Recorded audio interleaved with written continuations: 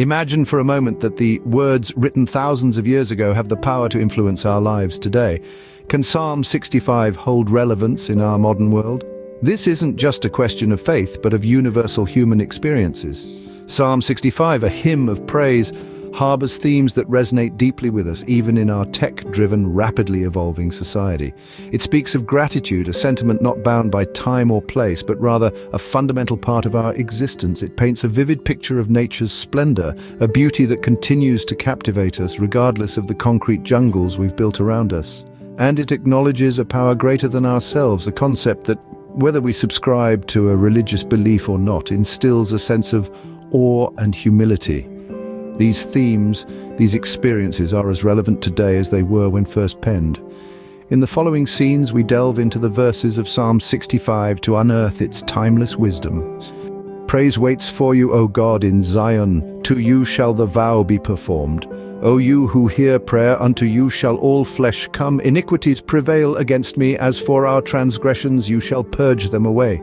Blessed is the man whom you choose and cause to approach unto you, that he may dwell in your courts. Diving into these verses, we find a profound sense of hope and faith nestled within the words. The psalmist begins with a declaration of praise, waiting for God in Zion, an expression of deep reverence and commitment towards the divine. The vow to be performed speaks of the psalmist's promise to fulfill his duties and obligations towards God, a testament to his unwavering faith. The phrase, "O you who hear prayer," is a powerful reminder of the omnipresent nature of God, emphasizing the belief that he is always listening, always present. The psalmist then proclaims that all flesh, all of humanity, will come to him, reinforcing the idea of God as a universal entity, a beacon to which all beings are drawn. Then we encounter a confession, an admission of iniquities prevailing against the psalmist. This is a humble admission of human frailty, of the struggle against wrongdoings and transgressions, but it is followed by a message of hope, the belief that God will purge away these transgressions. It's a clear testament to the psalmist's faith in God's mercy, his belief in divine forgiveness. Lastly, we have the blessing to the chosen man, the one whom God causes to approach unto him. The psalmist believes that this individual is granted the privilege to dwell in God's courts, a metaphorical representation of being in the divine presence. It's a reminder that faith and devotion can lead us closer to the divine, can allow us to experience a sense of spiritual fulfillment. These verses remind us of the importance of faith, patience, and gratitude in our lives. They encourage us to hold fast to our beliefs, to be patient in the face of trials, and to be grateful for the divine mercy that is always within our reach. By terrible things in righteousness will you answer us, O God of our salvation, who are the confidence of all the ends of the earth, and of them that are afar off upon the sea. These words from Psalm 65 are both profound and thought-provoking. They echo the omnipresence and omnipotence of God, reminding us of his divine presence in all corners of the earth and even those who are far off at sea. Let's delve into these verses, and you'll see how they beautifully encapsulate the essence of God's omnipresence. God is everywhere, in every speck of dust, in every gust of wind, in every ripple on the sea.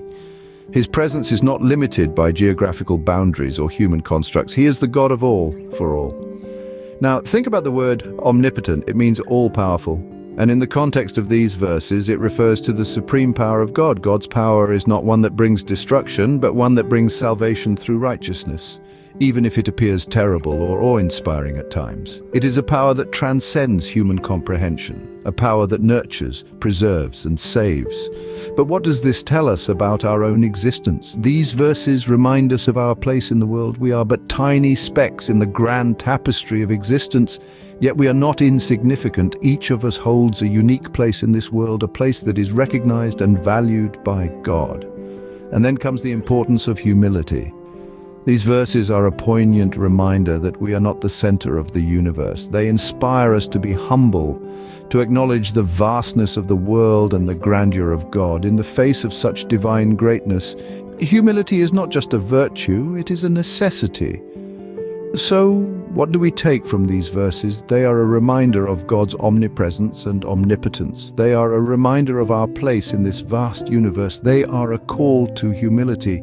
These verses inspire us to remain humble and mindful of our place in the grand scheme of things. You visit the earth and water it. You greatly enrich it with the river of God, which is full of water. You prepare them corn when you have so provided for it. These verses from Psalm 65 hold deep meaning and significance, encapsulating the boundless provision and care from God towards the earth and its inhabitants. They paint a vivid picture of divine generosity, of an earth richly watered and a harvest plentifully prepared.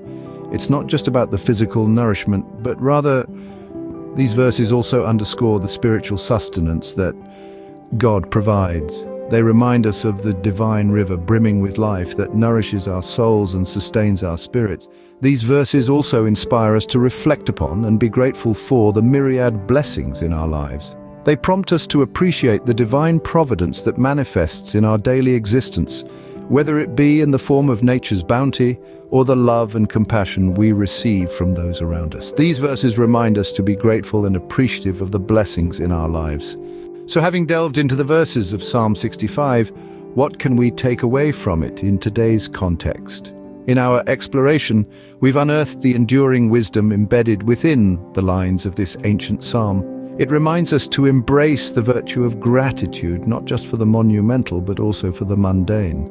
The beauty of nature, so vividly captured in the verses, calls us to pause and appreciate the world around us, a world shaped by a power beyond our comprehension. The psalm also teaches us the importance of patience, a trait often forgotten in our fast-paced lives. It encourages us to humbly accept life's trials, knowing that hardships are often a prelude to blessings. Through its verses, Psalm 65 offers a roadmap to a fulfilled life, grounded in appreciation, patience, and humility. Psalm 65, despite its ancient origins, holds timeless wisdom that we can apply in our daily lives, proving its relevance in today's world.